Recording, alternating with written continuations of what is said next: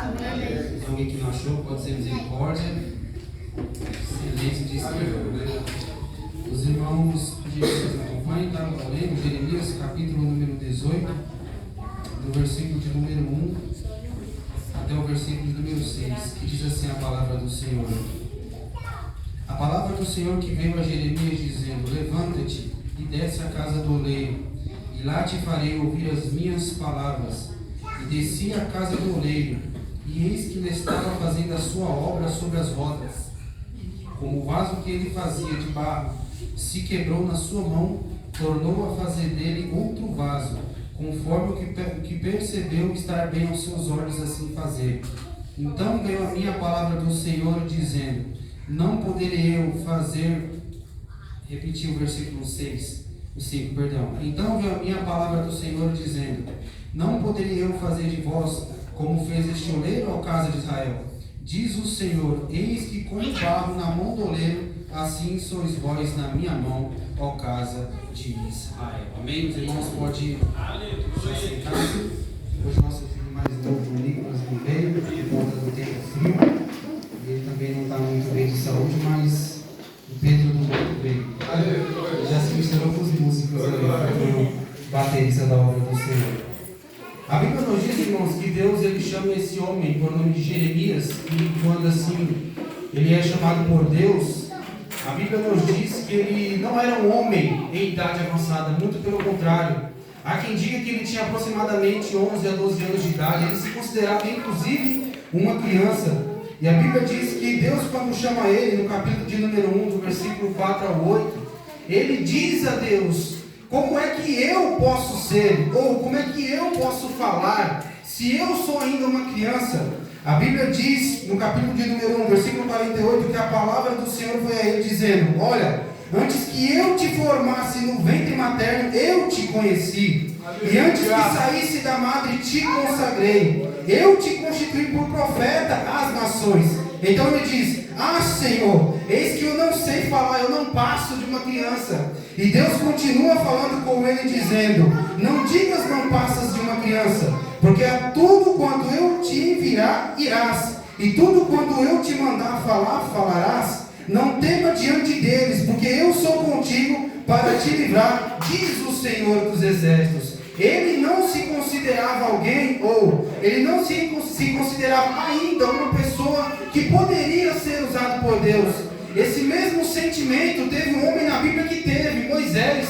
Deus aparece no meio da sarça a Moisés e diz a ele, inclusive em Êxodo capítulo 4, 10 e 12, o Senhor aparece a ele e diz que o tinha escolhido, o tinha separado para se levantar e enviar mensagens a Faraó diante do seu povo. E ele diz: ah, Senhor, eu não sou um homem eloquente, nem de ontem, nem de anteontem, nem ainda desde que tenho falado, eu, o seu servo, porque eu sou um homem de palavras pesadas. E o Senhor diz a ele: olha, quem foi que fez a boca do homem? Aleluia. Quem foi que fez o surdo, o mudo, o cego? Não sou eu, pois o Senhor. Aleluia. Então levanta-te e vai. Ou seja, glória a Deus. Deus para escolher um homem, Deus para escolher uma mulher. Este homem e esta mulher não precisa ter um cargo elevado na sociedade, não. Não precisa ser alguém bem sucedido na sociedade, não. Não precisa ser alguém que fala bem. Se falar, glória a Deus por isso. Não precisa ser alguém que louva bem. Se louvar, glória a Deus por isso. Deus, quando escolhe alguém, Ele não olha para a aparência desse alguém, Ele olha para o coração desse alguém. Por exemplo, Davi estava no campo apacentando as ovelhas do seu pai. Os seus irmãos que tinham aparência estavam se preparando para a peleja. E a Bíblia diz que Deus vai olhar para o céu, para a terra e vai dizer: Samuel, levanta, porque eu já escolhi um rei. Talvez, irmão, Samuel, quando foi à casa de Davi, procurou alguém com aparência bonita, de formosura, que falava bem, que pregava bem, que tinha uma oratória boa. Mas a Bíblia nos diz que quando ele vai ungir os irmãos de Davi, nenhum daqueles era. O coração de Samuel tinha alguém ali, mas o coração de Deus, esse alguém não tinha chegado ainda, estava lá no campo apacentando as ovelhas. Aleluia, Deus! E assim o profeta entende que não é o que ele vê, não é o que ele quer, mas é aquilo que Deus escolheu. Oh, glória a Deus! Senhor, que Ele escolhe as coisas loucas para confundir as... Deus não vê como eu vejo. Deus não vê como você vê. E assim foi no chamado de Jeremias. Deus chama Jeremias. E Jeremias agora, ele vai ter a chamada de Deus em sua mão. E ele vai inclusive ver duas coisas no início do seu ministério. Primeiro, a minha Bíblia, a sua Bíblia diz que ele vai ter uma visão. Nessa visão ele vai ver uma vara de amendoeira. Inclusive era a figura de Deus ali, sendo manifestada com zelo a sua palavra. Ou seja, fiel é aquele que chamou o profeta. Fiel é aquele que te chamou. Ah, mas não me valorizam, não me dão oportunidade, não olham para mim. Você não precisa de nada disso. O que você precisa ter é o chamado de Deus na sua vida. E eu glorifico a Deus, porque aqui tem homens e mulheres que já adoraram, mas não adoraram porque alguém cantou, porque alguém deu uma salvação. Não, chamaram porque adoraram porque foram chamados, adoraram porque foram escolhidos, adoraram porque são servos e servas que o Senhor escolheu. Aleluia, Deus. E a Bíblia diz que ele vai ter uma segunda visão. Qual que é essa? Ele vai ver uma panela de fogo. O que era isso? Era o próprio Deus mostrando a Jeremias que ele iria permitir que o inimigo viesse e assolasse o seu povo, para que o povo pelas mãos do inimigo fosse corrigido, para que o povo pelas mãos do inimigo vesse que Deus, quando ele fala, ele cumpre. Deus escolheu aquele povo, Deus consagrou aquele povo, mas o povo quis errar, o povo quis se desviar, o povo quis se afastar da palavra do Senhor. E a minha Bíblia e a tua Bíblia diz que Deus, ele corrige todos aqueles a quanto ele ama. E dá glória. Não seria diferente com aquele povo, muito pelo contrário. Inclusive no período em que Jeremias começa a se levantar para falar as palavras que Deus vai dando a ele, a minha Bíblia e a sua Bíblia diz que Deus o faz lembrar-se daquele povo como uma noiva, a qual escolhe casar-se, a qual escolhe se afastar das coisas para dedicar a sua vida a alguém. Uma noiva em que abre mão de talvez até amizades, uma noiva em que abre mão às vezes até da sua própria família. Para quê? Para se dedicar a Deus, que era responsável por aquele povo. Ou seja, Deus vai mostrando a Jeremias, o povo de Israel, o povo que está em Jerusalém, o povo de Judá. Esse povo para mim é como se fosse uma noiva. Porém, a Bíblia diz que essa noiva, esse povo, confiava tanto em Deus que seguiu inclusive Deus ao deserto. Deus vai levando o seu povo, a sua noiva ao deserto. Inclusive no deserto, o que Deus fez com essa noiva? Deus enviou um maná do céu, Deus enviou água da rocha. Quando estava de dia, quando estava muito calor, o próprio Criador colocava uma nuvem para cuidar daquele povo, para que ele não sentisse calor. Ah, cooperador, mas e quando estava de noite? A minha Bíblia, a sua Bíblia diz que Deus mandava uma coluna de fogo para ir aquecendo o povo dele. Cuidado do noivo com a noiva. E Deus vai continuar falando a Jeremias, dizendo: olha, Jeremias, esse povo está me rejeitando. Meu Deus. Este povo, a qual eu tenho um zelo imenso, ele não está rejeitando a você, ao que você fala tão somente. Eles estão me rejeitando.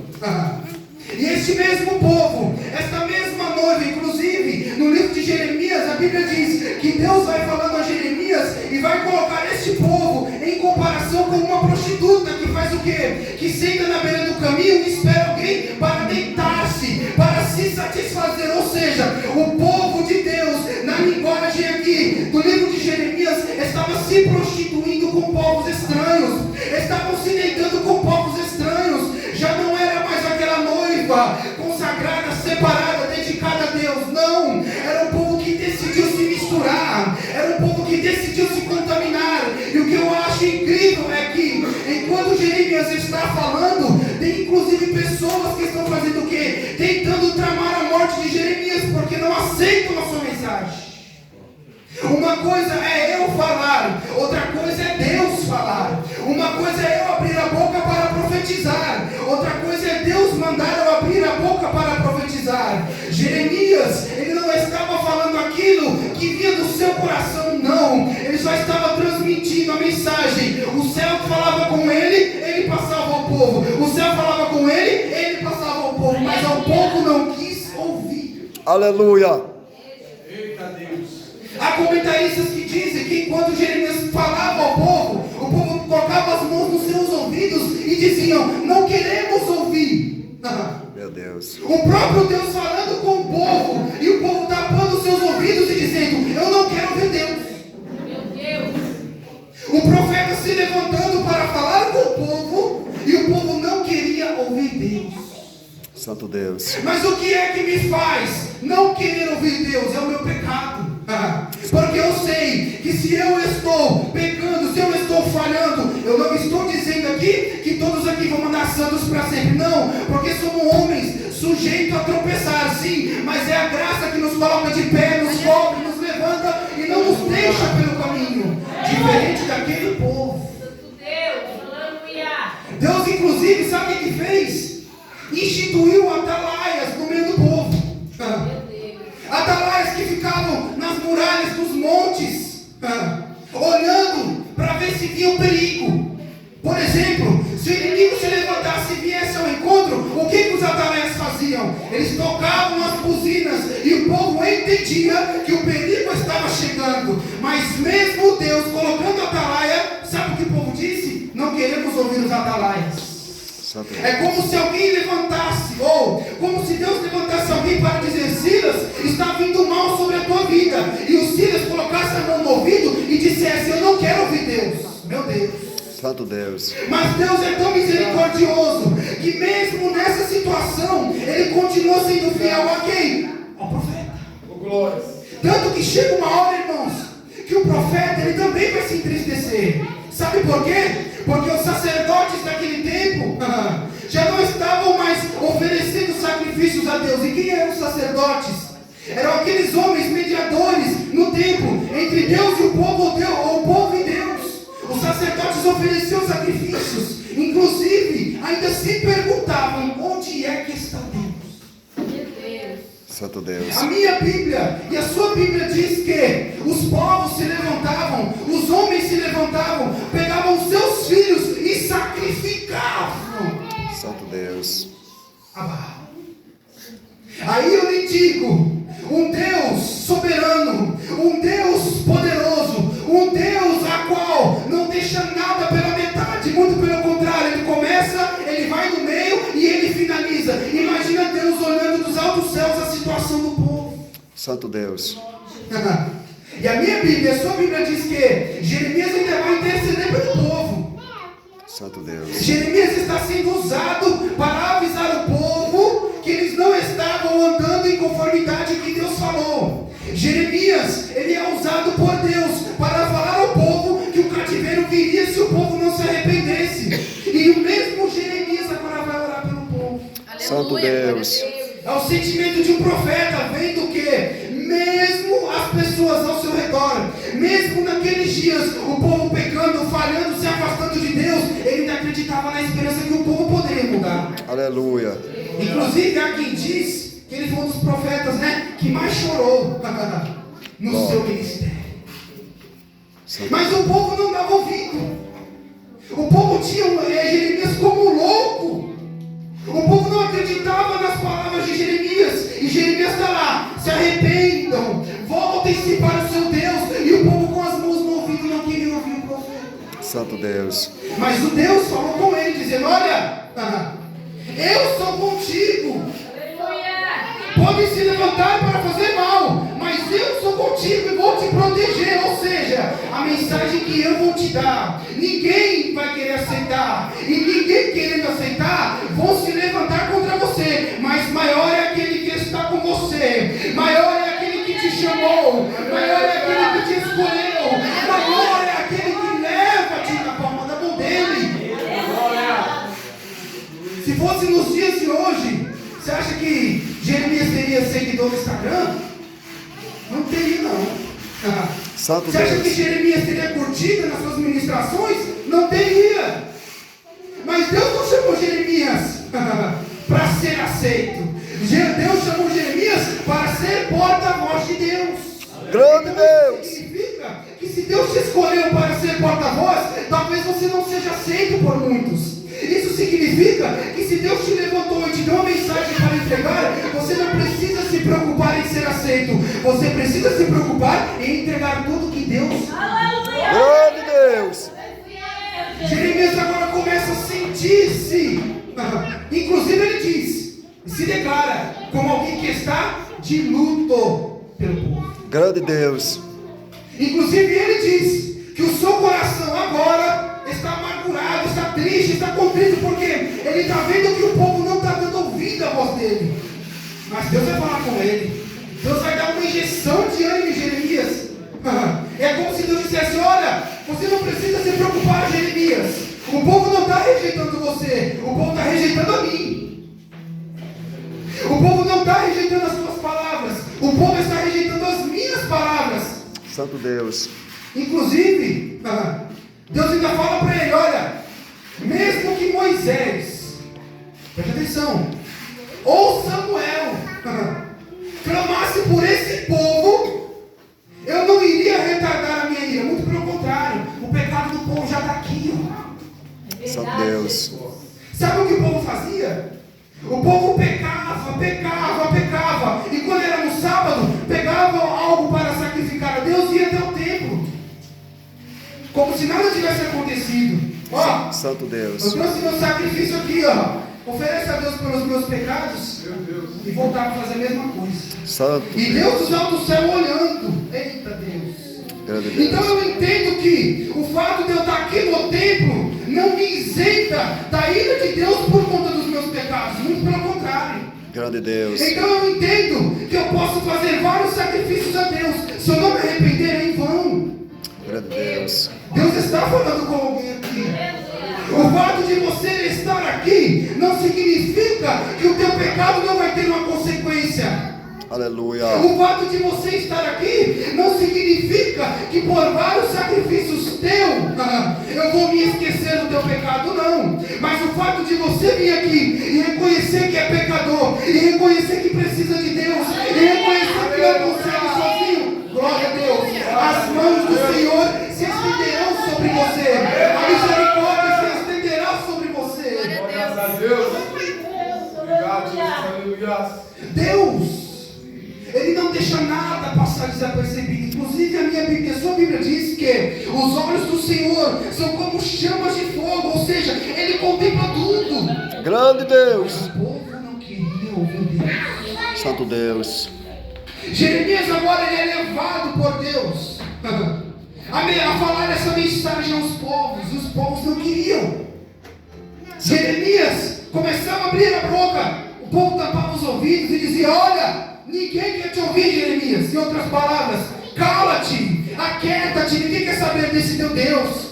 Mas Jeremias estava pregando por quê? Porque ele sabia que quem o chamou era maior do que a opinião alheia. Quem o chamou era maior do que a aceitação pela mensagem do próprio Deus. Então ele continua.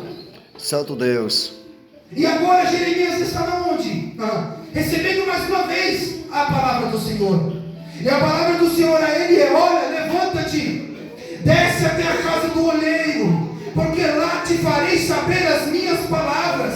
Grande Deus. Enquanto Jeremias estava no início do seu ministério, vendo aquela videira, vendo aquela panela de fogo, Deus estava falando com ele.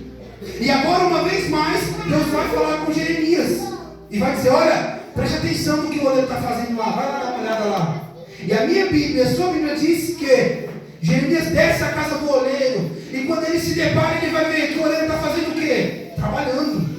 Ele vai ver que o oleiro tem na sua frente uma roda, que ela vai rodando. O oleiro vai, com todo carinho, pega o barro, umedece o barro, coloca o barro naquela roda e começa a modelar o vaso. Até então tudo bem, Senhor, eu estou vendo o oleiro fazer um vaso, que coisa linda do céu. Mas a Bíblia diz que o vaso se quebrou. Ai, meu Deus. Aleluia. Glória a Deus. A Bíblia não diz que o vaso caiu no chão e quebrou. Aleluia. A Glória a Bíblia não diz Deus. que veio alguém correndo e bateu na mão do oleiro. Aleluia. Meu Deus. A Bíblia não diz que o vento soprou. Glória a Deus. A minha Bíblia, a tua Bíblia diz que o vaso Aleluia. se quebrou na mão do oleiro. Glória a Deus. Glória a Deus. Uma coisa é eu me quebrar Aleluia. fora da mão do oleiro. Outra coisa é Aleluia. eu ser quebrado na mão do oleiro. Glória a O que eu Deus. aprendo com isso? Se for necessário você se quebrar na mão do oleiro, fica tranquilo, fique em paz. O processo pode até doer, mas aquele que começou a obra, Eu tô no rei da glória. Aleluia. o vaso se quebra. E Jeremias está vendo tudo aquilo ali, ó. Aí o oleiro, o que faz? Pega aquele vaso e joga fora? Não. Santo Deus. Pega aquele mesmo vaso quebrado, trincado. Aleluia. Meu Deus do céu. Glória a Deus. Amassa o barro todinho de novo. Aleluia. Faz o mesmo processo. Glória a Pega Deus. as suas mãos, coloca água. Glória a Deus. Vai modelando. Rei da glória. A tua Bíblia diz que o vaso ficou em conformidade com o que o oleiro queria. Ou seja, o vaso ficou do jeito que o oleiro queria. Grande rei da glória. Mas tem um processo Maravilha, na olaria. Deus. Até o barro chegar à roda para ser modelado, tem um processo. Grande Deus. O oleiro vai, não pega qualquer barro. O oleiro não pega um barro misturado com pedra, não. O oleiro não pega um barro misturado com areia, não. Ele pega um barro puro. Grande Deus. Coloca aquele barro na roda, sem pressa, ele vai com calma. Aleluia. Ele vai pegando as suas mãos molhadas. Primeiro, uma mão por dentro do vaso e outra por fora do vaso. Glória a Ele Deus. vai modelando o vaso com o quê? Com fogo? Não. Ele vai modelando o vaso com o quê? Com barro? Não. Ele vai modelando com água. E eu entendo que água na Bíblia é vida. Se eu estiver enganado, alguém me corrija. Ou seja, ele vai modelando o vaso e vai dando vida.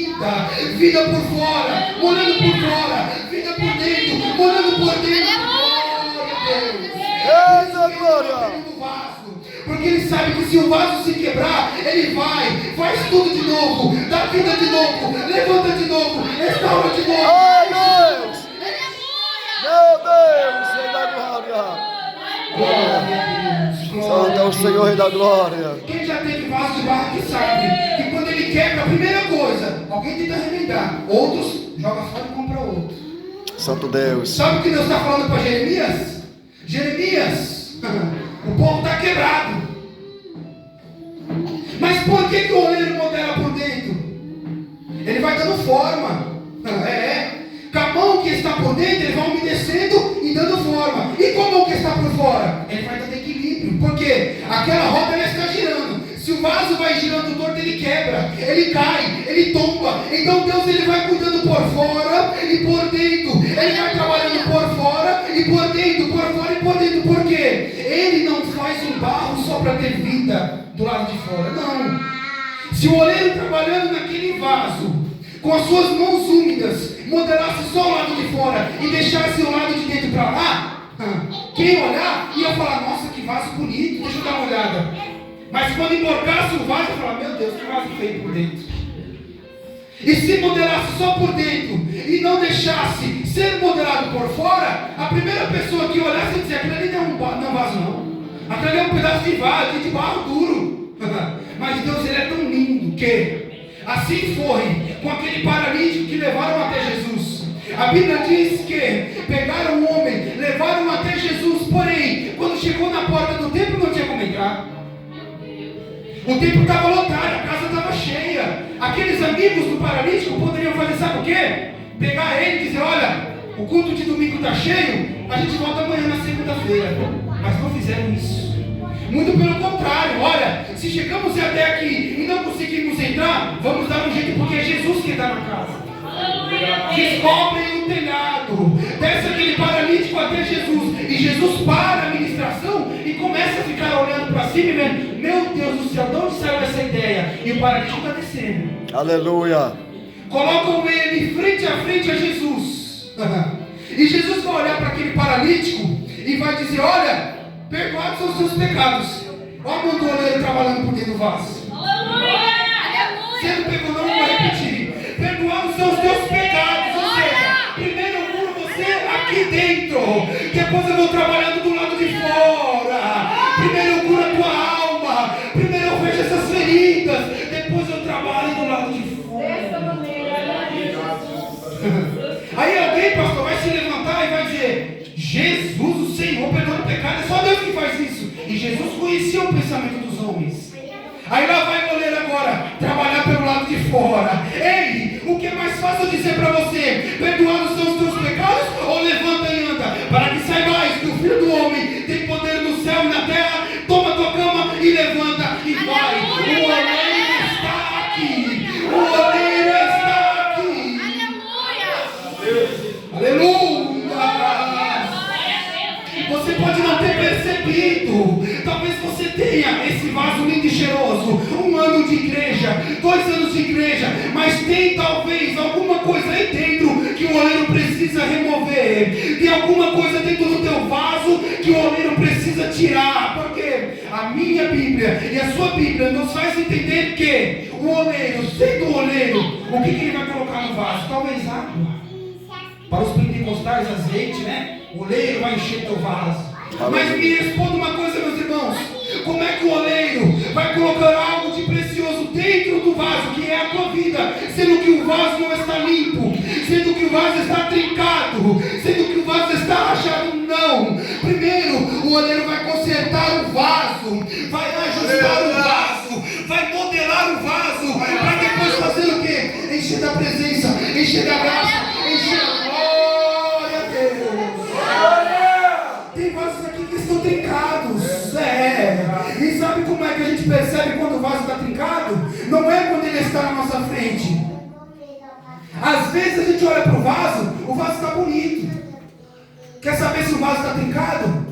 Pega ele e levanta em direção à luz assim, ó. Que aí você vai ver uma rachadura, um trinco. Deus está falando para alguém aqui nessa noite. Você pode estar tentando mostrar que não está trincado, mas eu, Senhor, sei. Você pode estar tentando mostrar que não está rachado, mas eu, o Senhor, sei. A partir de hoje, vai embora sem rachadura, vai embora sem trinca, vai embora um vaso novo, feito pelo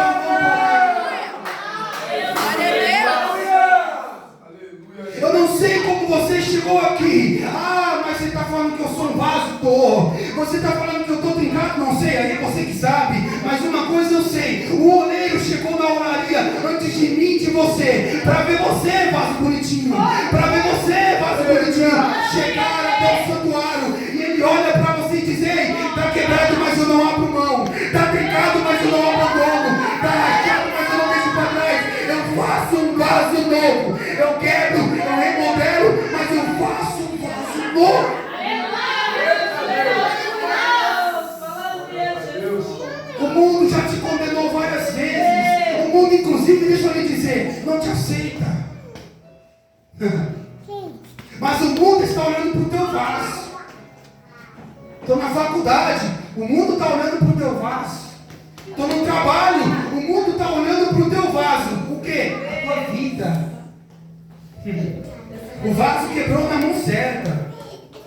O vaso não quebrou na mão do profeta. Não. O vaso quebrou na mão do oleiro.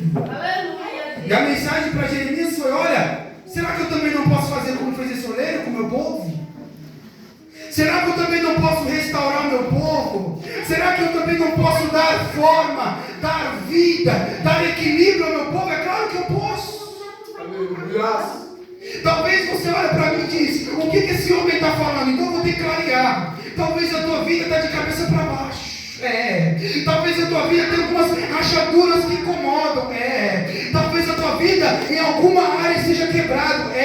Mas Deus é tão fiel que te trouxe aqui para te dizer: olha, independente do jeito que o vaso chegou na olaria, ele não vai sair do mesmo jeito, porque maior é aquele que começou a boa obra. Inclusive, aquele que começou a boa obra, ele é fiel para terminar. Glória a Deus. Você não precisa encher o teu vaso de coisas para parecer que não está trincado. Está trincado, está trincado. Você não precisa enfeitar o vaso para aquele irmão que olhar para o teu lado, olhar para você e dizer: olha, ali é um homem de Deus, ali é mulher de Deus. Mas no teu íntimo você sabe que tem alguma coisa que ainda precisa ser resolvida. Hoje é o dia. Glória!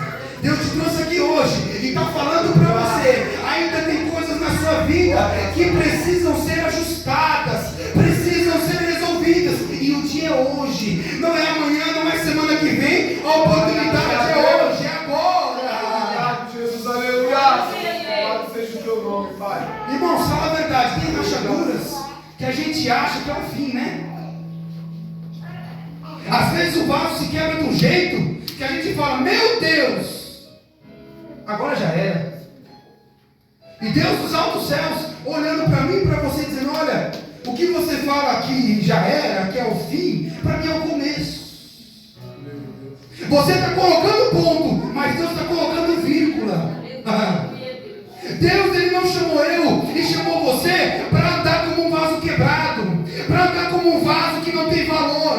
Talvez alguém olhe para você e não te ame como deveria, não te valoriza como deveria, não muito menos te dá o reconhecimento que deveria. Mas Deus está dizendo para alguém, olha, quem morreu na cruz do Calvário foi eu pela tua vida. Quem sabia que você não ia aguentar foi eu. Quem sabia que você ia tropeçar foi eu. E eu inclusive te chamo hoje.